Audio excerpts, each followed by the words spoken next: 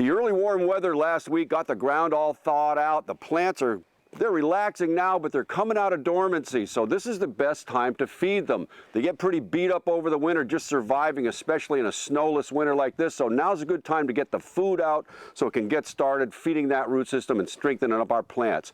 Something like a tree here, a little Japanese maple tree. Tree tone is a good way to go. I can use a granular food like this out around the tree, away from the trunk, about as far as the tree, the drip line is, where the outermost branches are. I like to poke holes deep down in to get the food down by the root system. Little tree tone down at the bottom of that hole. And I'll do this in a ring all around the tree, and then fill those holes up, and off they go. For evergreens, you have something like holly tone here, more appropriate.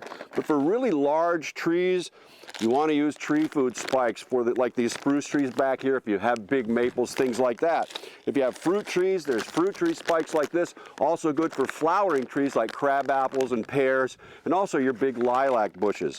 What about our perennials? We can see here, I've got this hooker. It's pretty beat up, even though I covered it for the winter. A lot of this damage occurred in the fall, so I want to get this fed off to a good start. Flower tone is the stuff to use for this. High in phosphorus. Here, I'll dig a trench. I don't want to scatter it on the surface. That mainly feeds the weeds. But out away from the plant, nice little bit of flower tone here.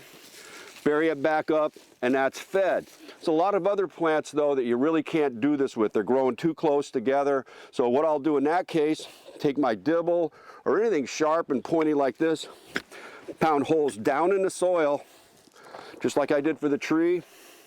Do that and do this in numerous places throughout the perennial beds, and that'll get the food in. Takes a while to dissolve into the soil and get started, so get an early start out there. Sometime when there's warm weather coming up, you can get outside, feed your perennials, and then we'll be all ready to start planting new ones. For Hewitt's Garden Centers, this is Peter Bowden.